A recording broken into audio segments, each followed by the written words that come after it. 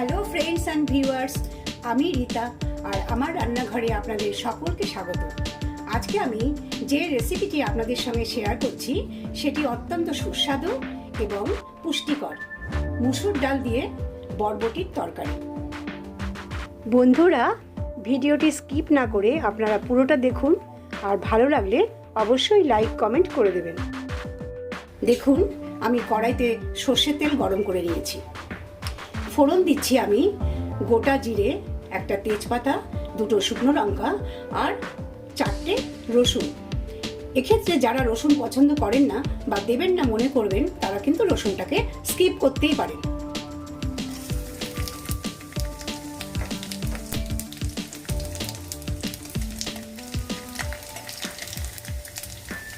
ফোড়নটা একটু ভাজা ভাজা হবে, তারপর আমি দিয়ে দেব। দেখুন, একটা বড় আলুকে আমি এইভাবে ছোট ছোট টুকরো করে কেটে নিয়েছি। একটা সুন্দর গন্ধ বেরোচ্ছে ফোড়নের থেকে। এই সময় আমি কেটে রাখা আলুটা দিয়ে দিচ্ছি।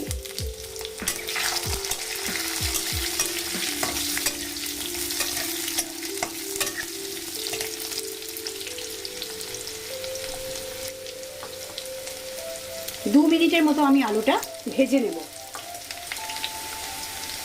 একটা বড় পেঁয়াজকে আমি এইভাবে কুচি করে নিয়েছি। এই সময় দিয়ে দেবো আমি পেঁয়াজ কুচি।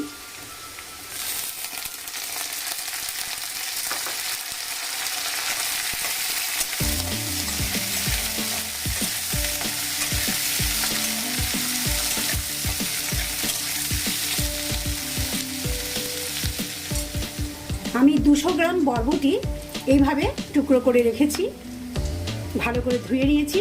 এখন আমি দিয়ে দিচ্ছি বরবটি।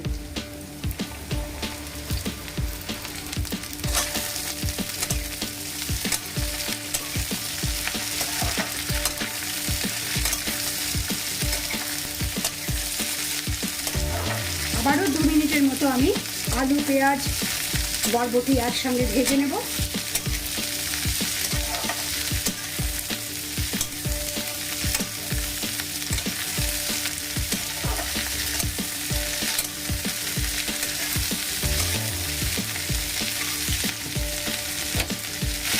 এই সময় দিচ্ছি স্বাদ মতো লবণ।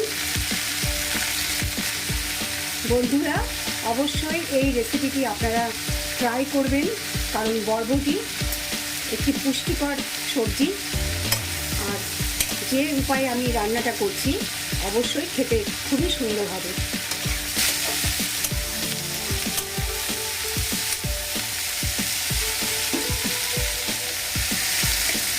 দু মিনিট বরবটিটা ভেজে নেবার পর আমি দিয়ে দিচ্ছি 1 চামচ আদা বাটা।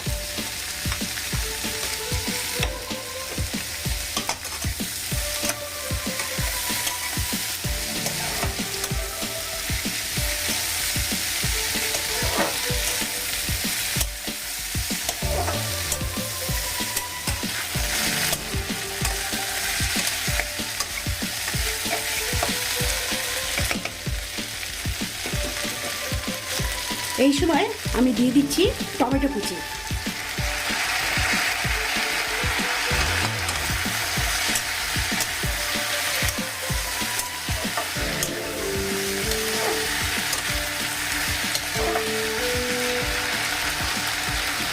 এই সময় দুটো কাঁচা লঙ্কা দিয়ে দিচ্ছি। দিয়ে দিচ্ছি শুকনো মশলা, হলুদ গুঁড়ো, লঙ্কার গুঁড়ো, জিরের গুঁড়ো আর ধনের গুঁড়ো। সামান্য একটু জল দিচ্ছি।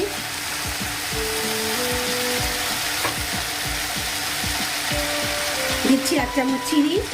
আপনারা এটা নিজের পছন্দ মতো ব্যবহার করবেন।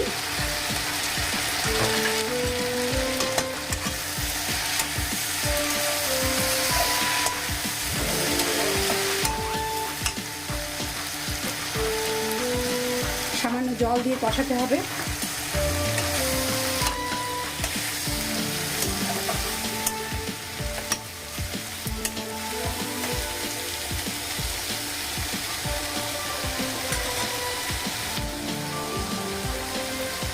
এক ঘন্টা আগে থেকে আমি মুসুর ডাল ভিজিয়ে রেখেছিলাম, 50 গ্রামের মতো মুসুর ডাল।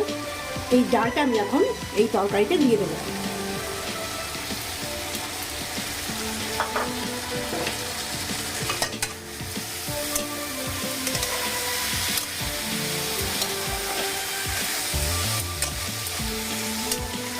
ডাল দিয়ে সমস্ত কিছু একসঙ্গে খুব ভালোভাবে কষিয়ে নিতে হবে।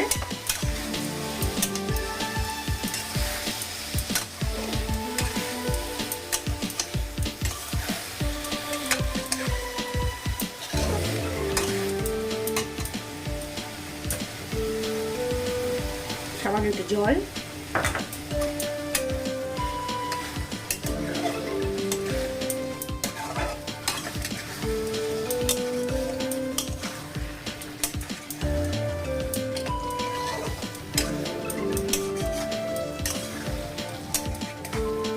এই রেসিপিটি আপনারা মুগ ডাল দিয়েও করতে পারেন।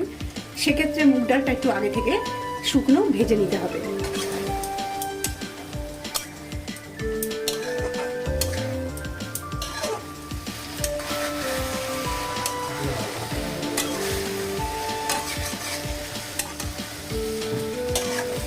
খুব ভালোভাবে কষানো হয়ে গেছে। এবার আপনারা কে কতটা ঝোল রাখবেন সেই বুঝে এখানে জল দিতে হবে। একটু গ্রেভি টাইপের হবে, সেটা কিন্তু বেশি সুন্দর লাগবে। আবার ডালটাও সেদ্ধ হতে হবে, বরবটিও সেদ্ধ হতে হবে, সেই বুঝে এখানে আমি 1 গ্লাস পরিমাণ জল দেব।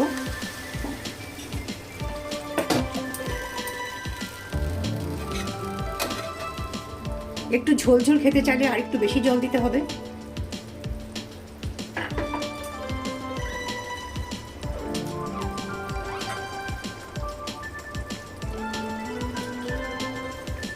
এবার ফুটে উঠেছে, এবার আমি ঢাকা দিয়ে দেব আর গ্যাসের ফ্লেমটা আমি মিডিয়াম রাখবো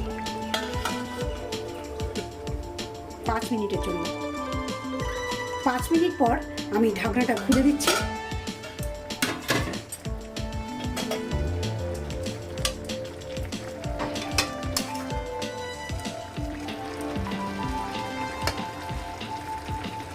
আলু সেদ্ধ হয়ে গেছে, বরবটিও সেদ্ধ হয়ে গেছে, সামান্য একটু বাকি আছে। এই সময়টা আপনারা নুন মিষ্টি চেক করে নিতে পারেন, কম বা বেশি যদি হয় সেইভাবে, কম হলে একটু দিয়ে নেবেন। রান্নাটা প্রায় হয়ে এসেছে, আমি গ্যাসের ফ্লেমটা বাড়িয়ে দিয়ে একটু শুকিয়ে নেব 2 মিনিটের মতো। দেখুন রান্নাটি আমার হয়ে গেছে, আলু বরবটি সবই সেদ্ধ হয়ে গেছে। শেষে আমি দিয়ে দিচ্ছি কুচনো ধনেপাতা।